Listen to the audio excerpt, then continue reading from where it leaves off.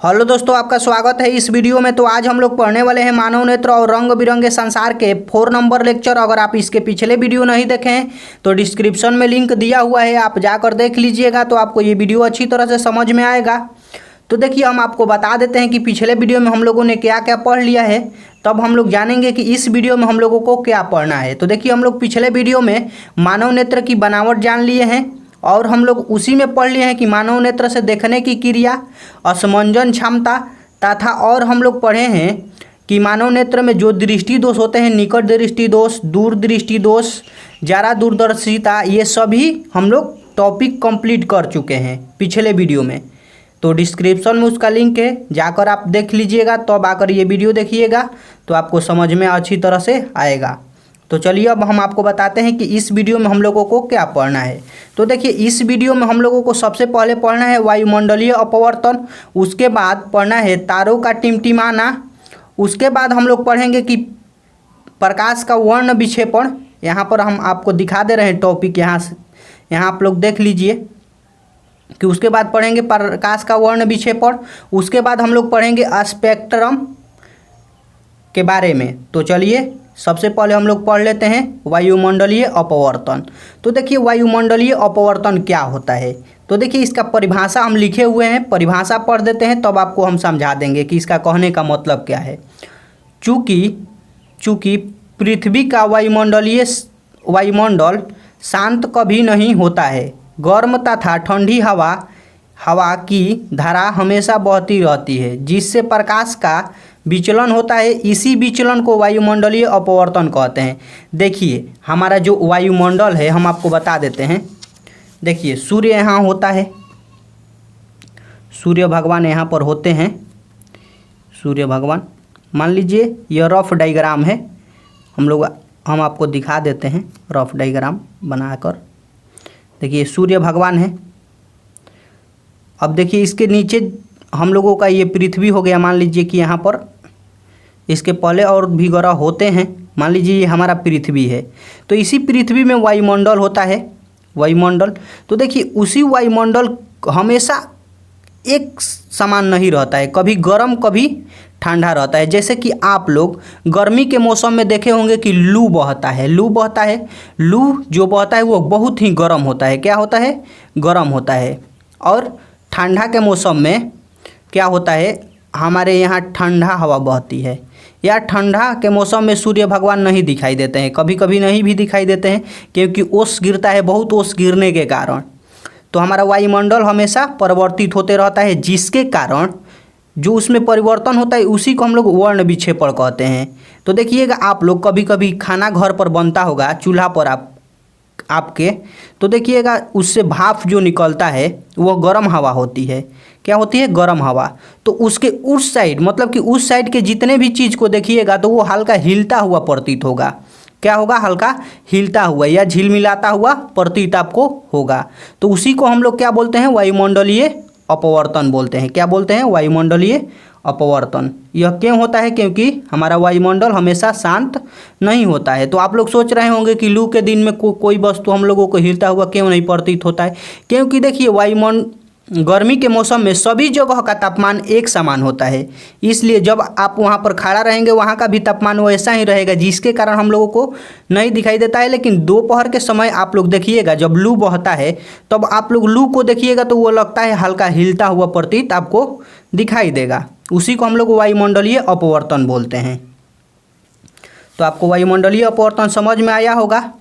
तो देखिए, गर्म हवा ठंडी हवा की अपेक्षा हल्का कम सघन होती है। देखिए, जो गर्म हवा है वह ठंडी हवा की अपेक्षा हल्का कम सघन होती है। सघन होने के कारण जब आप ठंडा में रहिएगा और गर्म की हवा को देखिएगा तो आपको वहाँ की वस्तु हल्का हिलती हुई प्रतीत होगी। क्यों? क्योंकि गर्म जो हवा है वह हल्का कम सघन है ठंडा हवा की अपेक्षा। तो जब कोई भी वस्तु सघन से विरल में आती है तो क्या होता है? वो हल्का मुड़ जाती है, जिसके कारण हम लोगों को वह हिलता हुआ प्रतीत होने लगेगा। तो अब देखिए, पढ़ते हैं तारों का टिमटिमाना। तो देखिए, यहाँ पर हम टॉपिक दिए हुए हैं तारों का टिमटिमाना। तो देखिए, इसका हम लोग सबसे पहले परिभाषा जान लेते हैं, उसके बाद इसे हम लोग समझेंगे। तो देखिए इसका परिभाषा दिया हुआ है कि पृथ्वी का वायुमंडल शांत कभी नहीं होता है। गर्म तथा ठंडी हवाओं की धाराएं हमेशा बहती हैं। ठंडी हवाओं की अपेक्षा गर्म हवा का घनत्व और अपवर्तनांक कम होता है। देखिए गर्म हवा की घनत्व और अपवर्तनांक कम होने का मतलब जिसका घनत्व कम और अपवर्तनांक कम रहेगा तो वह क्या होगा, हल्का। ठंडा की अपेक्षा ये हल्का कम सघन होगा, क्योंकि जिसका अपवर्तनांक और घनत्व कम होता है वह कम सघन होता है।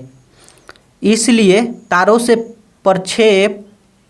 प्रक्षेपता तक पहुंचने वाली किरणें वायुमंडल के अपवर्तन में होने वाले परिवर्तन के कारण अगल बगल मुड़ जाती हैं। इसलिए हमें तारे टिमटिमाते हुए दिखाई पड़ते हैं। देखिए आपको हम अब समझा देते हैं। मान लीजिए यहाँ पर हम चित्र आपको दिखा रहे हैं कि यह तारे हैं। तो देखिए यह तारे यहाँ पर मान लीजिए स्टार सभी उगी हुई हैं। स्टार आपको दिखाई दे रहे होंगे कि यहाँ पर तारे दिखाई दे रहे होंगे आपको। तो देखिए यहाँ पर वायुमंडल है, हमारा वायुमंडल यहाँ पर है। मान लीजिए ये वायुमंडल है, तो इसमें गर्म और ठंडी हवाएं बह रही है। तो जब उससे प्रकाश आएगा तो देखिए यह गर्म हवा से कभी कभी ठंडा में भी प्रवेश करेगा। यहाँ पर ये कोई ज़रूरी नहीं है कि ये गर्म हवा बह रही है, यह ठंडा में कभी कभी ठंडी हवा भी बहेगी, कभी कभी गर्म हवा बहेगी। तो देखिए सघन और विरल से होते हुए आएगा। तो जब सघन में रहेगा तो वह तो ठीक है, लेकिन जब विरल में आएगा तो यह विलंब से दूर हटेगा। इसी कारण देखिए हम लोगों को तारा जो है वह हल्का इधर उधर अगल बगल मुड़ी हुई दिखाई पड़ने के कारण वह क्या होता है, हम लोगों को टिमटिमाते हुए प्रतीत होता है। किसके कारण? क्योंकि हमारा वायुमंडल का अपवर्तन होता है, जिसके कारण तारे टिमटिमाते हुए प्रतीत होते हैं। आशा करते हैं कि तारों का टिमटिमाना आपको समझ में आया होगा। अब इसके बाद पढ़ते हैं प्रकाश का वर्ण विक्षेपण। आप लोगों को दिखाई दे रहा होगा कि प्रकाश का वर्ण विक्षेपण, यहाँ पर टॉपिक का नाम दिए हैं प्रकाश का वर्ण विक्षेपण। तो इसका परिभाषा दिया हुआ है कि सूर्य के श्वेत प्रकाश को जब किसी प्रिज्म से गुजारा जाता है तो प्रिज्म से अपवर्तन के बाद निर्गत किरण विभिन्न रंगों में विभक्त हो जाती है। प्रकाश के इसी विभक्त होने की घटना को प्रकाश का वर्ण विक्षेपण कहते हैं। देखिए प्रकाश का वर्ण विक्षेपण हम लोग किसे बोलते हैं? जब किसी भी प्रकाश को प्रिज्म से गुजारा जाएगा, ये मान लीजिए प्रिज्म है, इससे प्रकाश को जब गुजारा जाएगा तो वो क्या होती है, विभिन्न रंगों में विभक्त हो जाती है। उसी को हम लोग क्या बोलते हैं? वर्ण विक्षेपण बोलते हैं। प्रकाश का वर्ण विक्षेपण बोलते हैं। जब ये विभिन्न रंगों में विभक्त हो जाती है उसी को हम लोग क्या बोलते हैं? प्रकाश का वर्ण विक्षेपण। तो आपको समझ में आया होगा। तो चलिए हम आपको प्रिज्म का डायग्राम दिखाते हैं, उससे प्रकाश को हम लोग परिवर्तित भी कर देखेंगे। तो चलिए प्रिज्म को समझ लेते हैं। तो देखिए ये प्रिज्म का डायग्राम है, यहाँ पर लिख देते भी हैं प्रिज्म,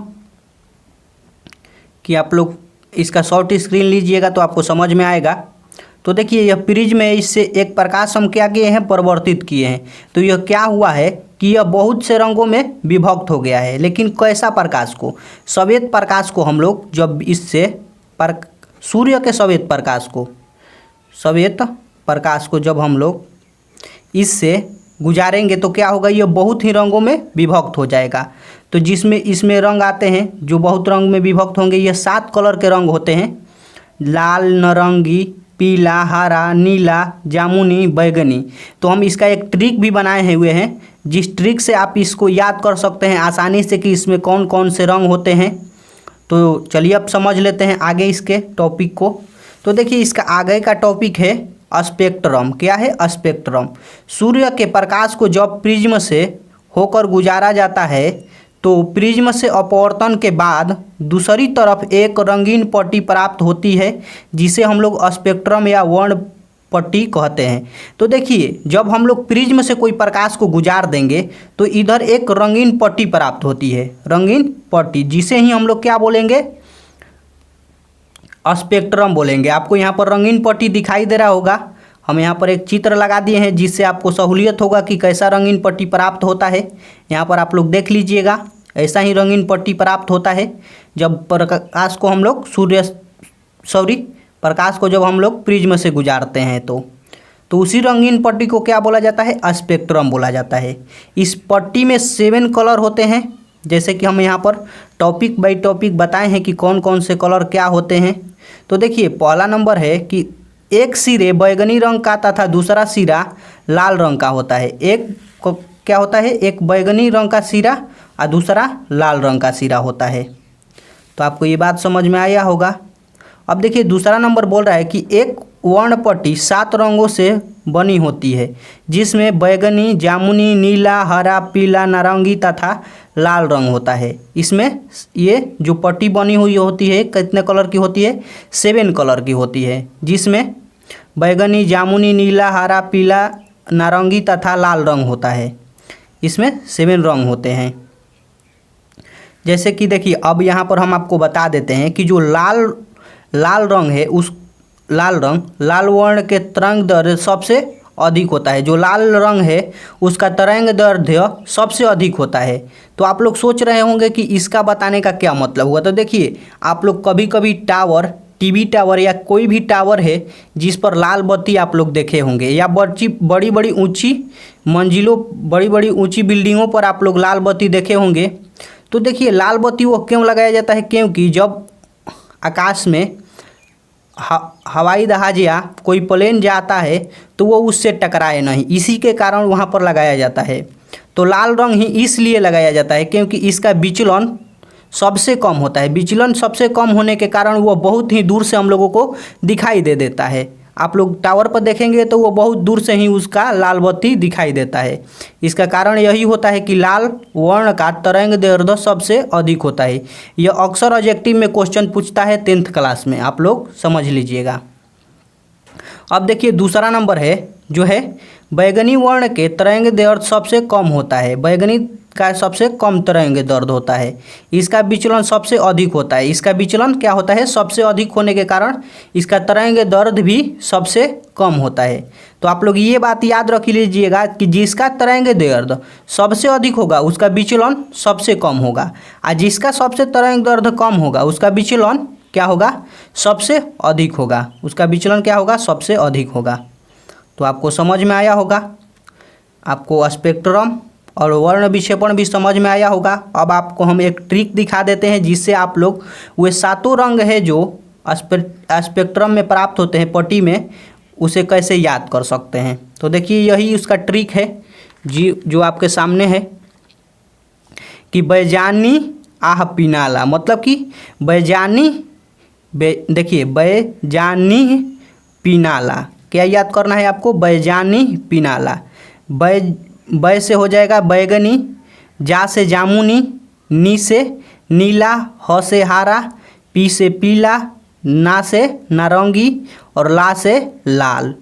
तो इससे आप याद कर सकते हैं। सिर्फ आपको याद कर लेना है बैजानी पिनाला। क्या याद करना है, बैजानी पिनाला। बार बार रिपीट इसलिए कर रहे हैं कि आपको याद हो जाए जल्दी।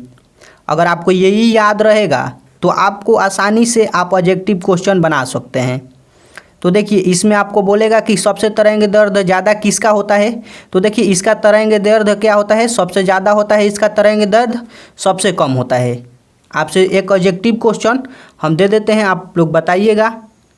तो देखिए बताइए आप हमें कि किसका विचलन सबसे अधिक होता है। किस रंग का विचलन, इस 7 रंगों में से किसका विचलन सबसे अधिक होता है और किसका विचलन सबसे कम होता है। आप लोग कमेंट में जवाब इसका ज़रूर दीजिएगा। तो आप सपोर्ट कीजिए हमारे चैनल को। आशा कीजिए कि आपको हम इस पर जितना भी चीज़ बता रहे हैं उतना ही हम मेहनत भी करते हैं आप लोगों के लिए ही। तो आप लोग हमें सपोर्ट कीजिए, चैनल को सब्सक्राइब कर लीजिए।